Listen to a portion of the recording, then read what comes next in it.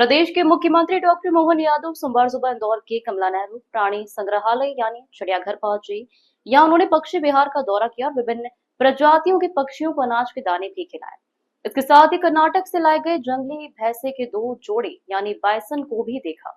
दरअसल मुख्यमंत्री डॉक्टर मोहन यादव रविवार को देर शाम इंदौर पहुंचे थे और इंदौर के शासकीय रेस्ट हाउस रेसिडेंसी कोठी में रात्रि विश्राम करने के बाद सोमवार सुबह इंदौर के चिड़ियाघर पहुंचे। इस दौरान उनके साथ इंदौर महापौर पुष्पमित्र भार्गव, विधायक महेंद्र हांडिया, गोलू शुक्ला सहित भाजपा नेता मौजूद रहे। इस दौरान मुख्यमंत्री ने पक्षी विहार में जाकर विभिन्न प्रकार के चिड़िया और तोते भी देखे। पक्षी विहार में कई विदेशी प्रजातियों के पक्षी भी शामिल हैं, जिन्हें मुख्यमंत्री डॉक्टर मोहन यादव और अन्य नेताओं ने दाना भी खिलाया। जिसके बाद मुख्यमंत्री गोल्फ कार में बैठकर कर्नाटक से इंदौर लाए गए जंगली भैंसों के समूह को देखने पहुंचे।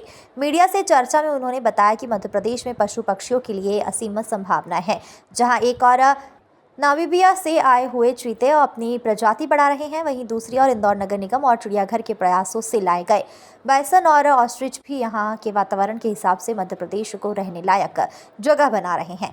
मध्य प्रदेश में पशु पक्षियों के लिए असीम संभावनाएं हैं, जिससे आने वाले समय में प्रदेश के पर्यटन को बढ़ावा मिलेगा। मध्य प्रदेश में वन्य जीव संपदा ये परमात्मा की दया से बहुत समृद्ध है। ऐसे में सभी प्रकार के हमारे वन्य जीवों के बारे में प्रदेश के अंदर फॉरेस्ट के माध्यम से हमने प्रयास किया कि वो सारे जीव और वो प्राणी दिखाई दे, जिसके कारण से हमारी भारतीय ये परंपरा और समृद्ध हो।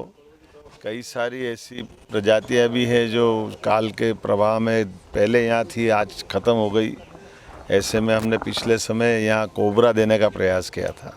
कोबरा हमारे यहाँ 60-70 साल पहले तक मध्य प्रदेश में होता था। उसके बाद में वो छत्तीसगढ़ जब अलग हुआ और फिर छत्तीसगढ़ के उस कुछ ही हिस्सों में बचा है। ऐसे में हमने कोबरा वापस मध्य प्रदेश में आए तो यहाँ जू में दिया था और उसकी पेड़ बनाया है। हमारे लिए पिछले समय यहाँ वातावरण की दृष्टि से जेबरा ने अपना परिवार बढ़ाना प्रारंभ किया है। ये साउथ अफ्रीका का जानवर हमारे यहाँ इस आबोहवा को अपना रहा, ये अच्छी और गौरव की बात है। बीते समय यहाँ से लायन का जोड़ा हमने दिया और बदले में बाइसन अर्थात जंगली भैंसा के 2 जोड़े और शुतुरमुर्ग के 2 जोड़े लाए हैं। शुतुरमुर्ग ये पक्षी भले ही है लेकिन उड़ने वाला पक्षी नहीं है, लेकिन ये हमारे लिए अपने इस प्रदेश का गौरव बढ़ाने के लिए ऐसे लगातार प्रयास कर रहे हैं, जिनके माध्यम से हमारे वन्य संपदा से वापस हम अपने उस दौर में आए और लोगों की जानने समझने की, जिनको ज्ञान अर्जन करना, उन नज़दीक से देखने की, परस्पर आत्मीयता को डेवलप करने के लिए प्रयास कर रहे हैं। मैं इंदौर जू के आज इस यात्रा में अपने नए मेहमान जू के अंदर बाइसन के जो जोड़ों के नाम भी बड़े जोरदार हैं, रुद्र, कल्की, तापी, तुलसी, ये चारों हमारे परिवार का हिस्सा बने हैं। और जैसा कि हमको मालूम है कि कान्हा में हमारे यहाँ बाइसन बहुत अच्छे से अपना जीवन गुजर बसर कर रहे हैं। आने वाले समय में धीरे धीरे करके बाकी अभयारण्य में भी हम पहुँचाएँगे।